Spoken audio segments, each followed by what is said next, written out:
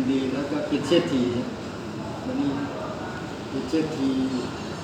มีมั่งอะไรละน้องชายก็เที่ยวเข้าวัดเข้ามาปฏิบัติดีปฏิบัติธรรมเอติต่อพ่อแม่แล้วก็ครูบาอาจารย์มันเก่ง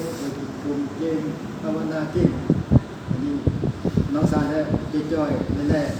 นายต้องเป็นคนดีคนงามแล้วแต่ว่าพ่อกระทำนายไว้ว่าเฮ็ดดีก็ได้ดีเพราะพ่อเวลาที่ตายเพิ่นก็เอาลูกมาสอนเนี่ยเพิ่นสอนลูกไว้ที่มันเฮ็ดดีเว้าดีคิดดีขี่ย้านเฮ็ดดีเว้าดีขี่ย้านเฮ็ดดีเว้าดีคิดดีขี่ย้านเฮ็ดดีเว้าแล้วก็เฮ็ดชั่วเว้าชั่วคิดชั่วขี่กินมาวันนี้แล้วพ่อตายแล้วพ่อแล้วมันมีเทิงครูยุทธยานาเพิ่นครูสูง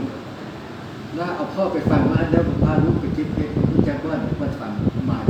จนไม่คนนั้นที่เทิงครูสูงพ่อตายเมื่อคืนแล้ววันนี้ให้เอาพ่อไปฟังไว้หั่นสิพ่อตายแล้วลุกให้แบกขึ้นมาฟังไว้หั่นเลยสิสอนให้เมื่อเนี่ยเมื่อก็นายนี่กูเป็นคนอดทนนะกินเหล้ากินยาแล้วเนาะ กินเหล้ากินยาอะไรก็เมื่อยเลยแยกข้อคุณเมื่อยแล้วไปเข้ากลางทางแล้วเมื่อยแล้วยัดให้น้องซ้ายก็แบกข้อเมื่อยเลยทั้งเสียงได้ทั้งแบกข้อเมื่อยหนักขึ้นอดทนแล้วก็มึงแบกขึ้นเมื่อผู้เดียวสักข้อมึง บอกน้องซ้ายแบกขึ้นเมื่อแล้วพอดีขึ้นพอจบคือมันจะแจ้งแล้วกลุ่มฝั่งแล้วมาเปิดจุดหน้าพ่อมาเปิดแล้วทีนั้นนั่งมาข้าวให้พ่อนะเนาะนั่งมาข้าวเที่ยวพ่อฟังแล้วเป็นท่อนคำเลยนะครับคือมีแรงขึ้นหลายเติมแล้วเนาะเป็นท่อนคำได้ยี่พ่อเขาคอดีโก้อันนี้คือเอาเนี่ยนะก็เห็นเขาไล่ออกมานะท่อนคำเลยแล้วมันเป็นงานใจถุงแล้วเอาพักป้าแล้วพักปิ้วฟังอย่างเต่งไว้ใช่ไหมเต่งแล้วก็ฟังข้อดีๆนะลงมาก็มาขายดีเย็นถ้าพวกน้องชายพวกเป็นคนที่อ้มเนี่ยและขยันเข้าวัดได้ปฏิบัติธรรมได้ครับเป็นคนดีนะคนซื่อแล้วบวชแล้วมาขายแล้วก็มีประยุกต์เขากินนั่นแหละประยุกต์เขากินแล้วจนเท้าตายนั่นยังพวกคนกระทำนะแล้วก็เอามาเลี้ยงลูกเลี้ยงอย่างในครอบครัวเพราะน้องชายให้ก็ไม่ได้ทำงานนะเพราะว่าปฏิบัติดีทุกข้อเลยปฏิบัติดีทุกข้อแม่เพราะว่าหายไปได้เพราะว่าน้องชายเขาบอกเลยเป็นอย่างบอกเพราะว่าพ่อมึงแม่เป็นเมื่อยแต่พักการทายแล้วเมื่อยเป็นคนขี้ค้านมักง่ายแล้วก็ขี้เหล้าขี้ยาแหละเนาะน้องชายนี่คนดีเข้าวัดปฏิบัติดีปฏิบัติชอบก็ผู้เฒ่าพ่อแม่ครูบาอาจารย์ปฏิบัติดีแล้วก็คุณเราได้เราบุญเราก็ไปขอน้ำพ่อดีให้สนะเอามาขายจนเท่าตายกระบุงมาตีอยู่ที่กินแล้วก็ว่าเราเป็นกรรมกร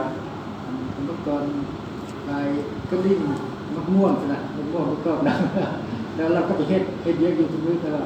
เฮ็ดมาได้พวกเขาแก้หน้าแล้วแต่ว่ามีเงินมีคำเต็มเงินเราพ่อให้เนี่ยเราจะได้เนี่ยเราก็ติดบอบี้นะพ่อติดก้อนคำไปเนี่ยพ่อนะเนาะแล้วผู้ถามใช่บ้านให้เพื่อนถามก็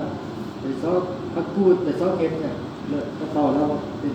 นั้นแล้วก็เอาเห็ดปลูกไว้เอาไปติ้วพักพูดปลูกแล้วเราก็ว่าไปหาพัดน้ำบ้ามาขายซะนะติดกันมาก่อนคนหาเจ้ากินข้าวหมดวัดเลยว่าที่ให้หญิงมีแล้วนุ่งเครื่องก็เครื่อง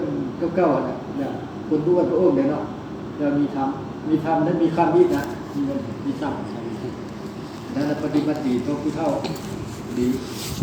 เนาะปฏิบัติดีจะได้ดีปฏิบัติเลิศจะได้เลิศต่อประเทศปฏิบัติดีให้ต่อพ่อแม่ต่อพุทธศาสนาก็ไปเลิศปฏิบัติดีต่อพ่อแม่ต่อครูบาอาจารย์ต่อวัดวาศาสนาปฏิบัติตัวดีแล้วผู้เป็นคนที่อ้อมที่คุยเพราะว่ามีธรรมที่ได้ตัวแล้วไปที่อ้อมเนาะทางผู้เป็นของวัดอ้อมเดี๋ยวว่าทำว่าทางมูลที่ประสงค์วัดอ้อมเนี่ยครูที่เจ้าเพิ่งจะสอนวัดอ้อมทำผู้เป็นของไปวัดมีธรรมแล้วมีธรรมที่ได้ใจแล้วเป็นอาหารใจแบบนี้ ายลูกสาวผู้ประเสริฐเนาะใส่เจ้าคุณพระพุทธธรรมวิจิตรบุญมาติเกลือเนาะเวลาเพื่อน